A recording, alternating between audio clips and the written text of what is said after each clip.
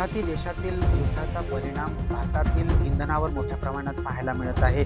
ठिकठिकाणी इंधनाचा तुटवडा पाहायला मिळत आहे. तर राज्यातील प्रत्येक जिल्ह्यांमध्ये जर पाहायला गेलं तर गॅस असेल किंवा पेट्रोल याकरता मोठ्या लांबच लांब रांगा पाहायला मिळत आहे.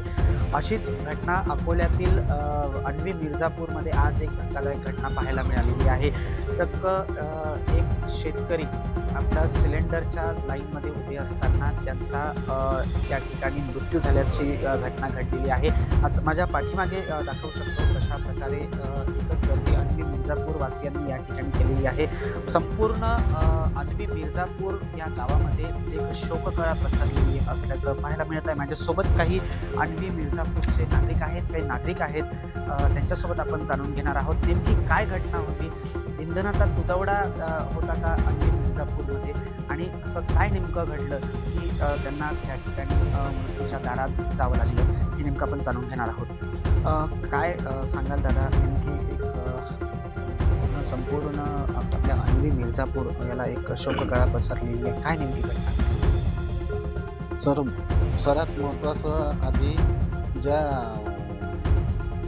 भारत सरकारने HP गॅस जे दिले महिलांना, त्यांना जे गॅस दिले ते तर आधीपासूनच एवढे महागाई असताना दिले. 100 रुपयाचा गॅस हा 2000 रुपयामध्ये, 100 रुपये भरून गॅस मिळणारा तो 2000 रुपयामध्ये. परंतु आताची एवढी परिस्थिती भयंकर आहे की गावामध्ये सुद्धा जरी गेलो तर 1300 रुपयाचा गॅस मिळतो. 800, 900, 700 रुपयाचा गॅस हा मिनिमम, 900 रुपयाचा गॅस हा 1300, 1500 रुपयाने मिळतो. ब्लॅक असला तर कमीत कमी 2000 रुपयामध्ये देण्यात येत आहे. याच्याकडे काहीतरी जिल्हा प्रशासनाने लक्ष दिलेलं आहे. आज आमच्या गावात खरं तर गॅसमुळे ही घटना घडली. त्यामुळे खूप दुःखद घटना आहे की दोघंही वृद्ध होते. त्यांच्या मिसेसला चालता सुद्धा येत नाही आणि दोघांची पण धावपळ चालू होती. आपल्या घरी कशी आपली चूल चालू होईल गॅसच्या माध्यमातून, त्या दोघांची धडपड आज ती संपली. निश्चितच पाहायला गेलं तर गॅस आपल्याला कसा मिळेल याकरता धडपड करत अन्वी मिर्झापूरवरून अकोल्याला गेले आणि त्या ठिकाणी भोर आल्याचं सांगण्यात येत आहे. आणखीन काही वयोवृद्ध माझ्यासोबत आहेत, त्यांच्यासोबत जाणून घेणार आहोत. काय मला सांगा ही जी घटना घडलेली आहे, एक घटना आहे, गॅस त्या लाईनमध्ये उभे राहत असताना त्यांचा मृत्यू झाला आहे. हे खूप निंदनीय घटना आहे. मी आदरणीय देवेंद्र फडणवीस साहेब, महाराष्ट्र मुख्यमंत्री यांना विनंती करतो की या पूर्ण जिल्ह्यामध्ये, या पूर्ण महाराष्ट्र, अकोला जिल्हा हा उष्णतेचा जिल्हा म्हणून ओळखला जातो.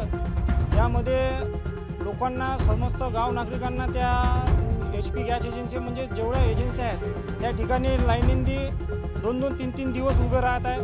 उष्णतेची लाट असल्यामुळे यामध्ये या आमच्या गावाचे माजी सरपंच शंकररावजी शिरसाट हे आज लाईनी गॅस एजन्सीवर गॅस भरण्याकरिता गेले असता त्या ठिकाणी त्यांना अटॅक आला आणि ते मरण पावले. माझी सर्व प्रशासनाला विनंती आहे की शंकररावजी शिरसाट यांच्या कुटुंबांना 50 ते 60 लाख रुपयाचा निधी, आर्थिक निधी म्हणून या कुटुंबाला मदत द्यावी व जे समस्त नागरिक आहेत जे आज रोजी गॅस एजन्सीने त्रस्त आहेत, तर माझी शासनाला विनंती आहे की तात्काळ या लोकांना मदत करावी.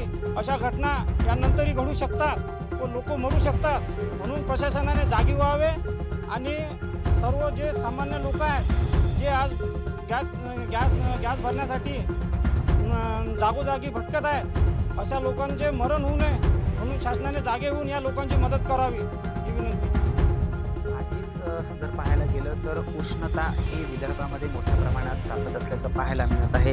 आजचा जर उष्णतेचा जर भाग पाहायला गेला तर अकोल्यामध्ये 40 डिग्री प्लस हे आज उष्णता असल्याचं पाहायला मिळत आहे.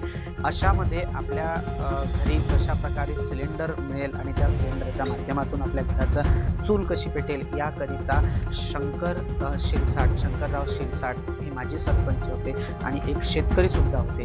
हे अकोला या ठिकाणी गेलात आणि त्या ठिकाणी सिलेंडर करता जवळपास सकाळपासून तर दुपारपर्यंत हे लाईनमध्येच होते. उष्णतेमुळे त्यांना त्या ठिकाणी भोवळ आली आणि त्यांचा जागीच मृत्यू झाला असं सांगण्यात येत आहे.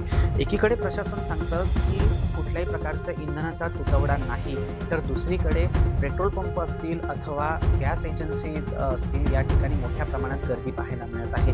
आणखीन किती मृत्यूची वाट पाहणार अशी संतप्तजनक प्रतिक्रिया नागरिकांकडून व्यक्त होत आहे. प्रतीक कुहेकर, LS मराठी, अकोला. गॅस सिलेंडरच्या तुटवड्याचा आज पहिला बळी गेला. आंधवी मिर्झापूरचे वंचित बहुजन आघाडीचे माजी सरपंच शंकरराव शिरसाट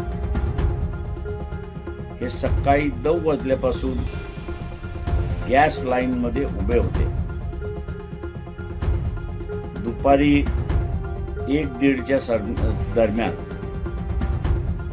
त्यांना चक्कर आली आणि त्याचमध्ये त्यांचं निधन झालं. गॅस तुटवडा होणार याची अगोदर कल्पना दिली होती. शासनाने नियोजन व्यवस्थित केलं असतं तर कदाचित माजी सरपंच शंकरराव शिरसाट यांचा जीव वाचला असता. केंद्र सरकार, राज्य सरकार या दोघांचा मी असताना धिक्कार करतो आणि यापुढेही गॅस सिलेंडरसाठी माणसं दगावणार नाहीत याची दक्षता त्यांनी घ्यावी हीच विनंती.